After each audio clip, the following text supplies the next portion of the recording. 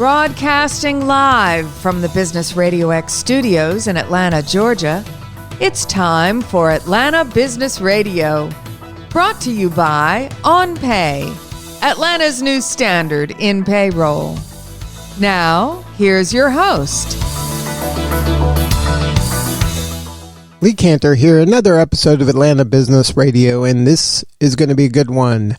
Today on the show, we have Michael Williams. He is the Senior Vice President, Small Business Banking Manager, Atlanta with Bank of America. Welcome, Michael.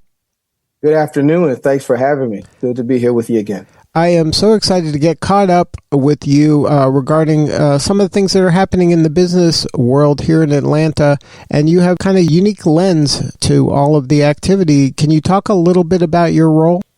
Yes, well, my role as the small business banking manager is I lead a team of small business bankers who are active in our local community, out in the field, meeting with business owners, entrepreneurs, making sure that we're providing access to capital, finding ways to help simplify their business, streamline productivity, as well as optimize overall cash flow. Now, in your career, you've worked in a variety of roles in banking, including some work with community banks. Can you share a little bit about how a small business person should choose their banking partner? Like, what are some of the trade-offs of going with a large enterprise bank like Bank of America versus a community bank?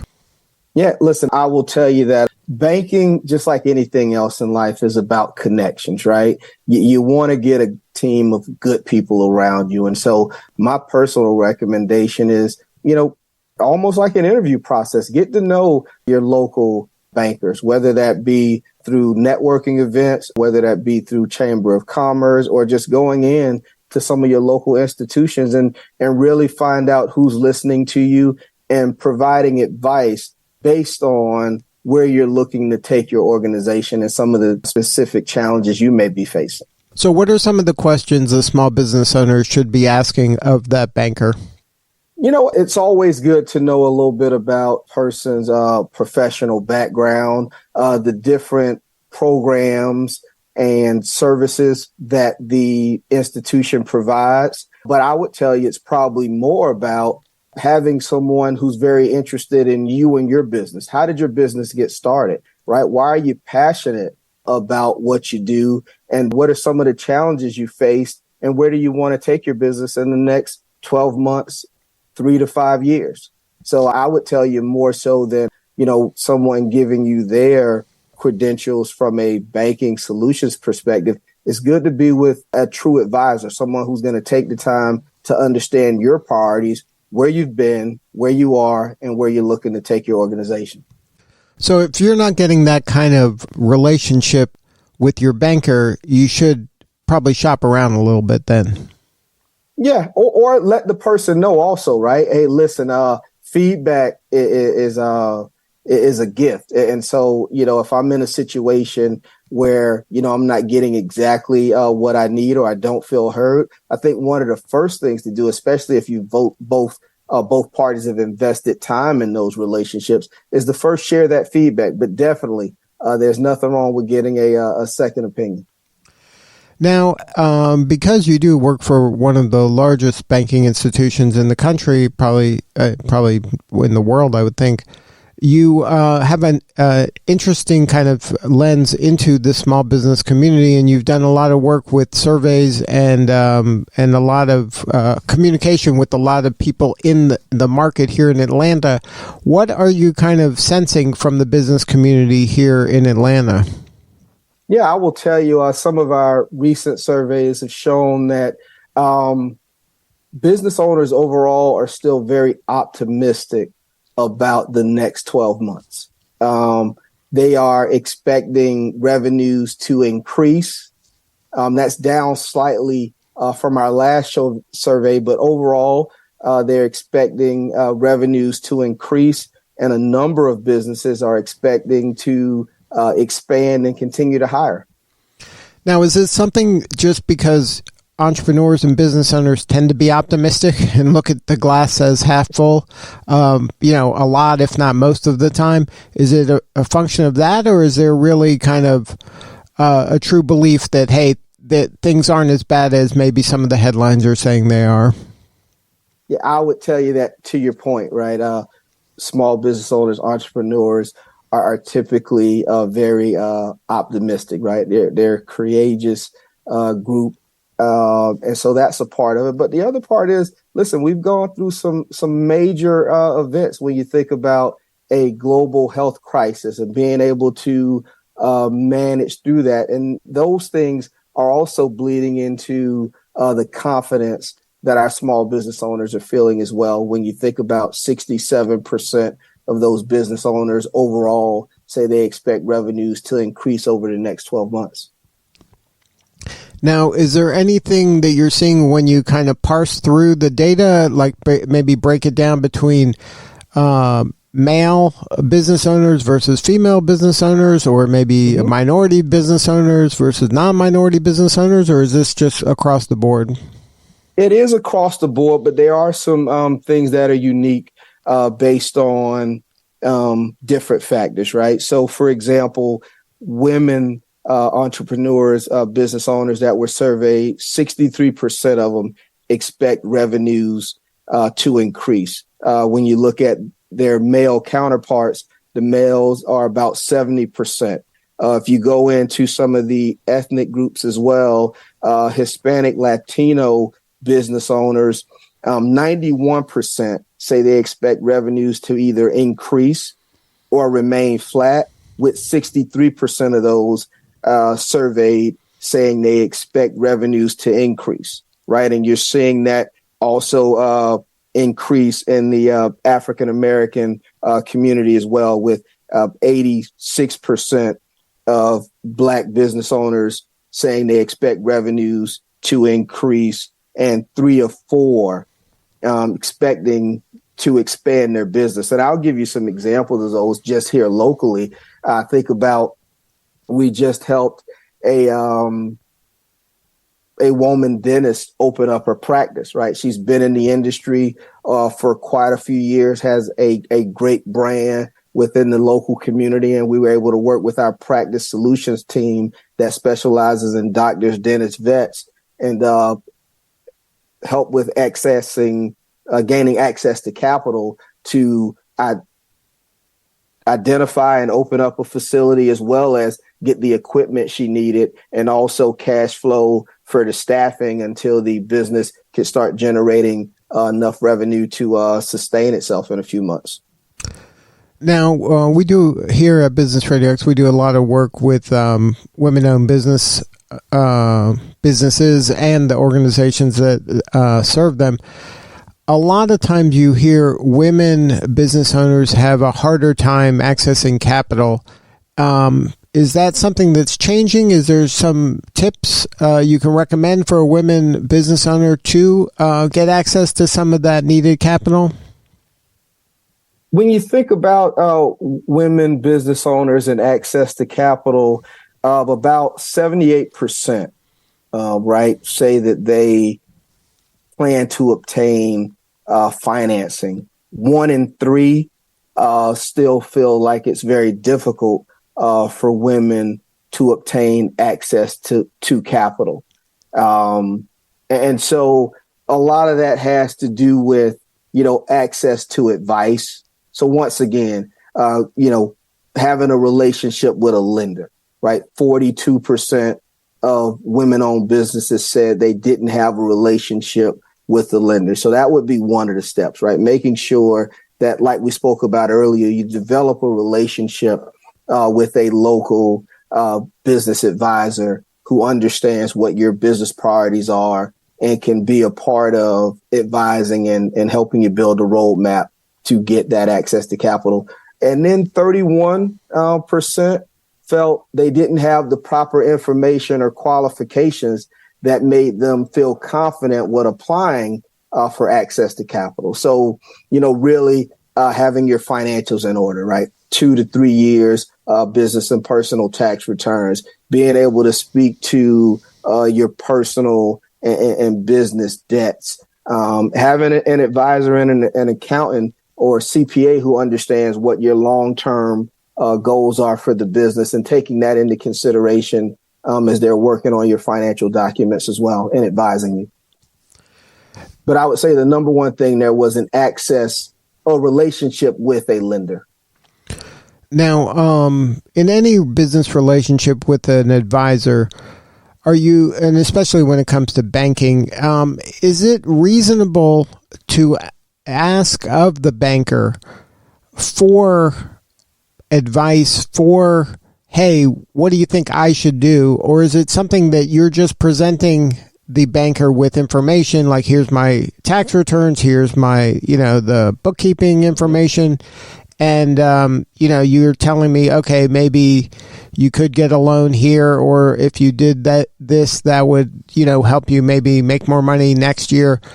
Like, where is the consulting line as opposed to just, hey, we have access to capital, and if you bring me these documents, I have a checklist here and I check them all off, and I have that, then I can present this, and then I can help you get a loan or help you kind of grow your business. Like, where is consulting, advising? How do you kind of discern all of this?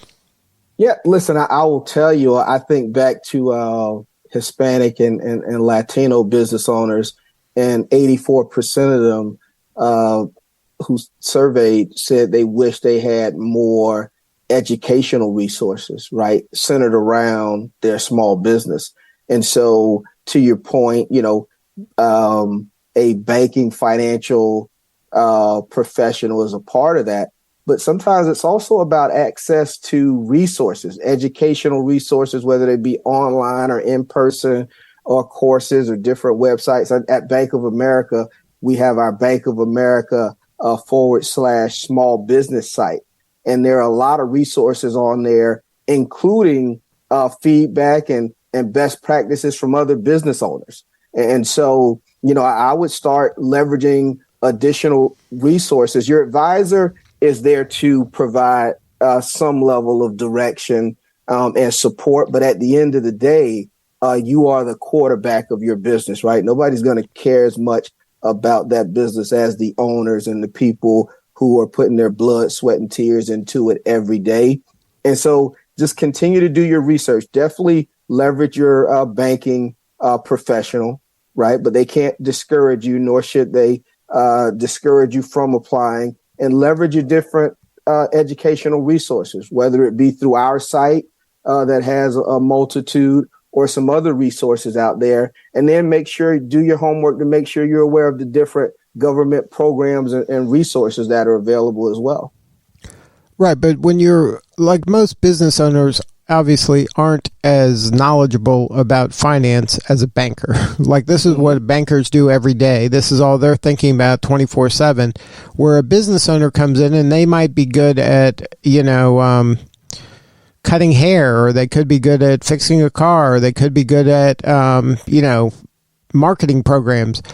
But to have somebody in your corner that's kind of watching your back and then guiding you a little bit, or encouraging you to proceed, like you said, with government, there might be government money available, but you don't even know what you don't know. But the banker might see 50 applications of this in a week, and then they can say, hey, have you considered this? Is that reasonable? Definitely. That is reasonable to expect your banker to provide point you in the right direction of different resources that you may be able to take advantage of, even things like community development programs as well that may be available, that a lot of banks support. Bank of America, number one, is a big supporter of community development, financial support that's out there. So, but everything is about having a team of advisors, right? No one person is the keeper of all answers, but between your team of advisors, I would say to any business owner, get a good team of advisors. Who's your banker? Who's your CPA or accountant? Who's your trusted person in the industry or mentor that you can work with as well? So I definitely agree with you you should be able to lean on all of your advisors to make you aware of different resources that they've come in contact with their years of experience, or resources that are available through that organization.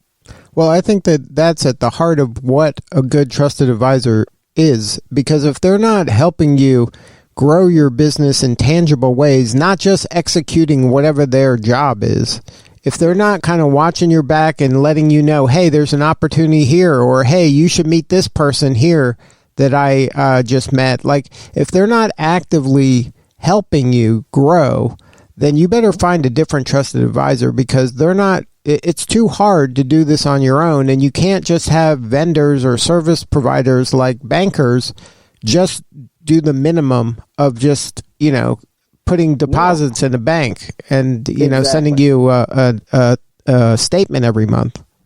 Yeah, exactly. We got to be thinking, like, as I said earlier, how do we help you streamline your business? How do we help you simplify your business if you can? Or how do we allow you to hold on to cash longer so you can invest in other areas? I met with a client earlier this year who was really starting to have a few issues when it comes to labor, right? And so they were thinking about ways that they can run their business more efficiently. And we were all able to get together, and they connected with some folks in research and development, and we were able to help them finance a new piece of equipment that did not take jobs away. It actually allowed them to be more efficient with the staff that they had, and to invest in those employees in a way that they were able to build a different and even more complex skill set, which would serve them better in the future as far as higher wages. But all that started from a tour of her plant, right? And understanding the different challenges and where the business was growing, and some of the challenges that the business was facing when it comes to talent, access to talent as a resource. Right. And that's not an obvious place where a banker would help, but it was critical in the growth of this company. And that's a true trusted advisor. Yes, sir. So if somebody wants to learn more, have a more substantive conversation with you or somebody on your team, what is the coordinates? Go to Bank of America /small business. There'll be our resource site, which also allows you to set appointments with your local small business specialist, either in the financial center or one of our small business bankers that could come out to your place of business as well. And then when you have a banker and you are working with somebody at Bank of America, is this something you should check in with them in person every quarter, every 6 months, every year? How often do you recommend having these kind of human-to-human conversations?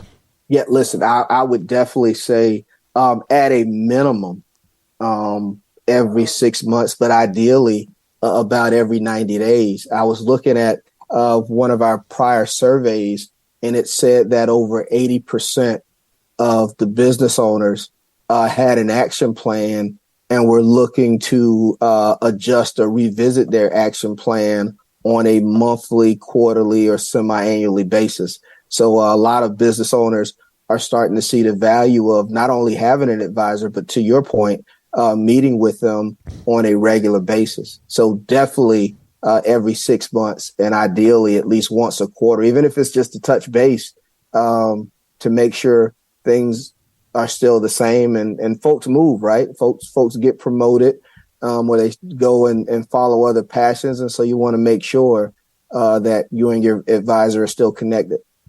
Good stuff. Well, Michael, thank you so much for sharing your story today. You're doing such important work, and we appreciate you. Oh, thanks for having me. And you guys do a wonderful job informing and advising the local community as well. So keep up the great work. All right. This is Lee Cantor. We'll see you next time on Atlanta Business Radio.